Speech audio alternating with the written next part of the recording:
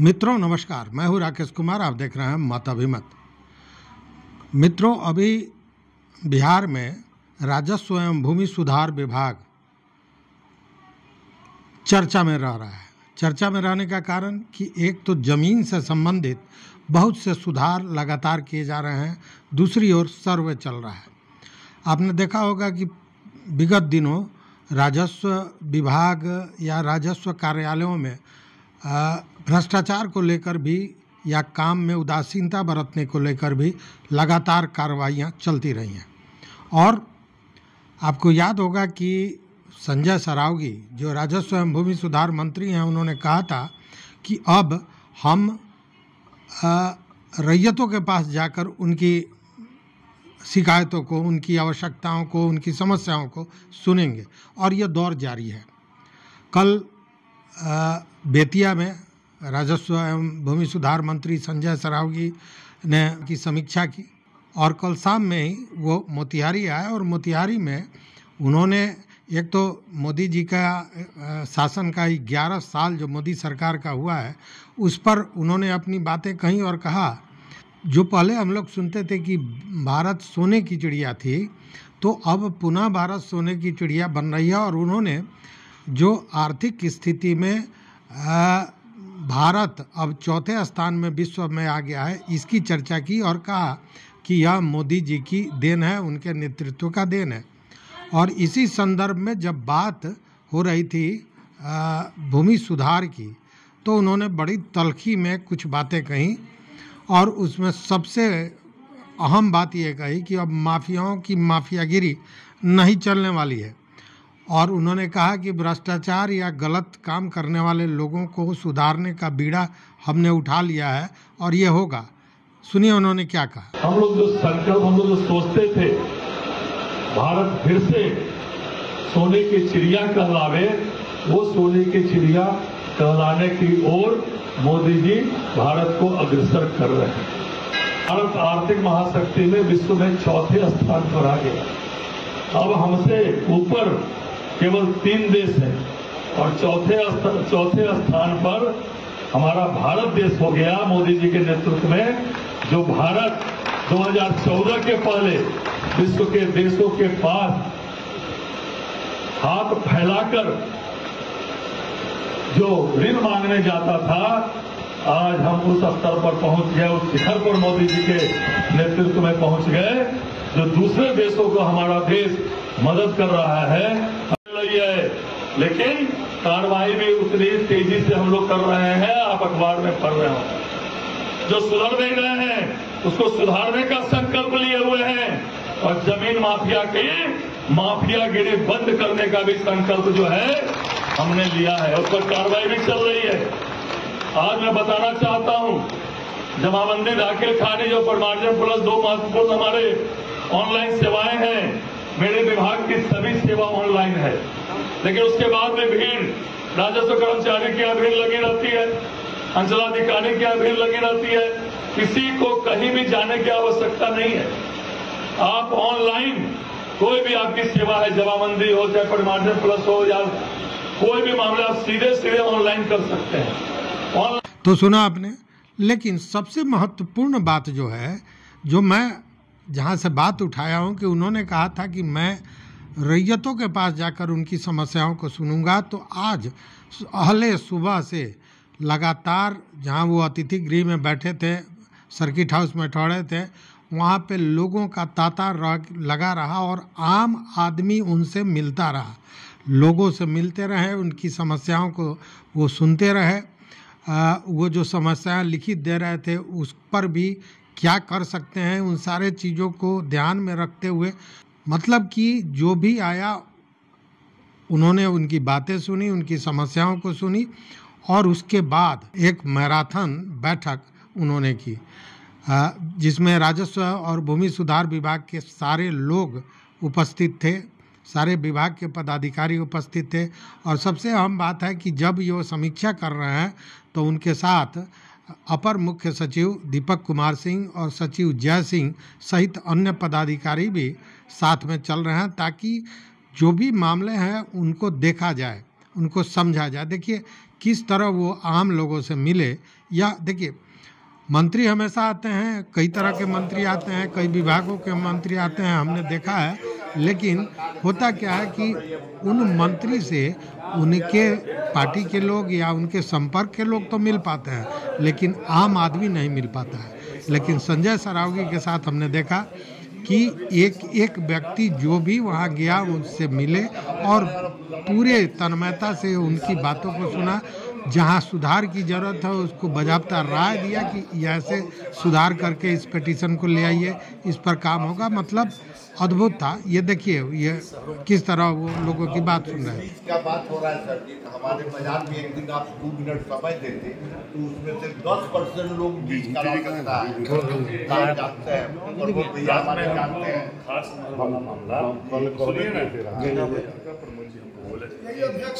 सुरक्षा में मीटिंग में देखते हैं क्या जाइए ना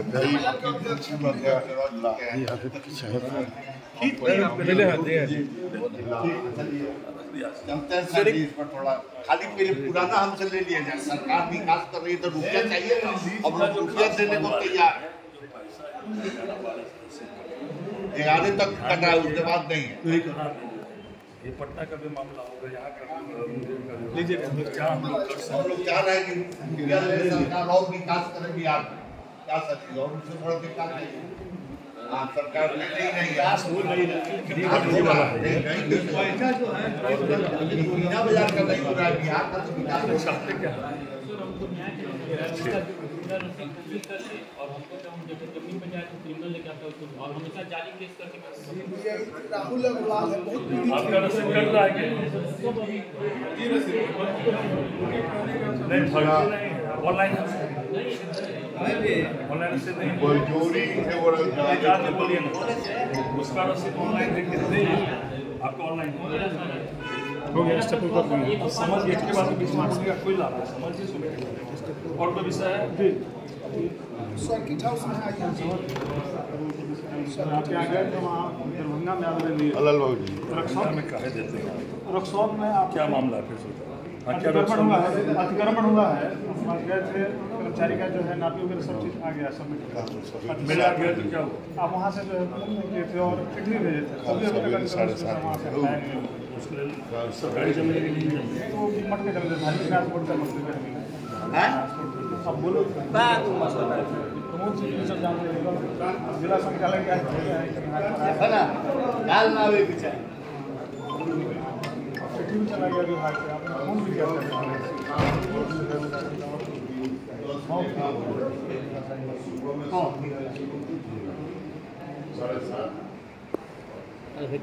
समय लगे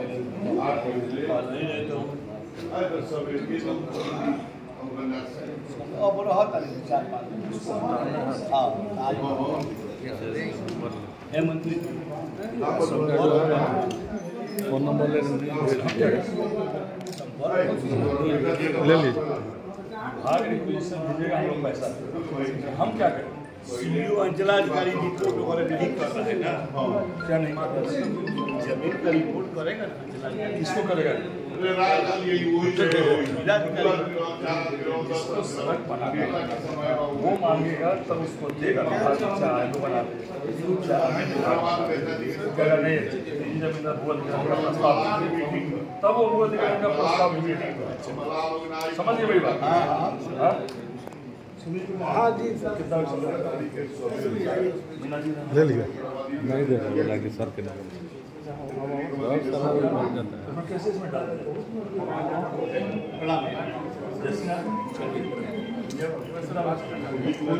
हर सिटी के कोई बात और क्या होता है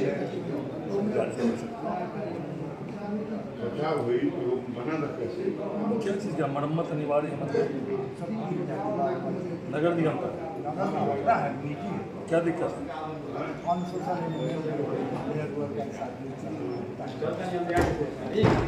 रसीद ऑनलाइन रसीद कटा हुआ है, कहाँ सब नहीं है इसमें, हम देख लिए नहीं। ये नगर निगम का है, आप जिस जमीन को अपना बता रहे हैं उसी में नगर निगम का रसीद से हमको क्या मतलब? हाँ वो आपका कागज आप आराम से हमको 1 घंटा के बाद यहाँ समीक्षा करेंगे, वहाँ जो मेरा प्रधान बाहर रहेगा दे दीजिएगा, हम इधर पहुँचा समझ गए ना कि नगर निगम के रसीद से कोई मतलब नहीं, टाइटल से इस नगर निगम के रसीद नगर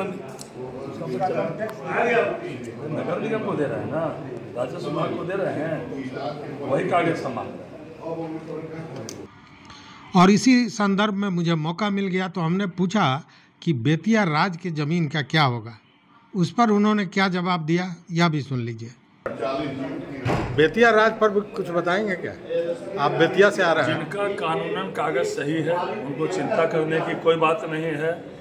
जो बड़े बड़े प्लॉट जमीन माफिया रखे हुए उनको छोड़ेंगे नहीं, उन पर कार्रवाई भी करेंगे, उनको खाली भी करना होगा।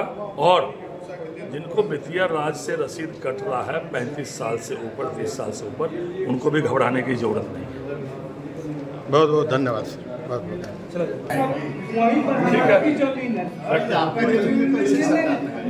कहने का मतलब है कि एक अच्छी पहल वो चल रही है और यही कारण है कि प्रतिकूल परिस्थितियों में भी ये काम चल रहा है और सर्वे का भी काम चल रहा है, भूमि सुधार का काम चल रहा है। आप देख रहे होंगे कि हर काम अब ऑनलाइन हो गया है। उन्होंने अपने वक्तव्य में भी कहा कि हर काम ऑनलाइन है, तो फिर कर्मचारी के यहाँ और सीईओ के यहाँ और तमाम जगह पर लोग भीड़ क्यों लगाते हैं, उसकी ज़रूरत नहीं है। वो ऑनलाइन अपना आवेदन करें, उनका काम होगा। मतलब कि उन्होंने ये कहा कि आप अपने अधिकार को समझिए और उस हिसाब से अपना काम कीजिए। तो अद्भुत काम हो रहा है, बेहतरीन काम हो रहा है। और मुझे लगता है, देखिए, काम तो पदाधिकारियों को करना है, पहले भी कर रहे थे, आज भी कर रहे हैं, लेकिन नेतृत्व जब बदलता है, जब सेनापति उस तरह का होता है तो काम में भी गति आती है और वो गति भी अब देखा जा सकता है। तो जैसे आज उन्होंने भूमाप समीक्षा के दौरान भी जो कई समस्याएं थे, जैसे केंद्रीय विश्वविद्यालय का भूमि अधिग्रहण हो गया और 8 वर्षों के बाद भी अभी तक बहुत से किसानों को भुगतान नहीं मिला है, उसका मुआवजा नहीं मिला है। इसको लेकर भी फुर्सतपुर ग्रामवासियों ने अपना आवेदन दिया, उसको वो देखे और उन्होंने सख्त हिदायत दी कि 100 समय इस काम को पूरा किया जाए, ऐसे काम को नहीं लटकाया जाए। तो भू अर्जन की भी बात हुई, अन्य भी भू मामले और ख़ासकर ज़मीनी विवाद पर उनका कड़ा नज़र था।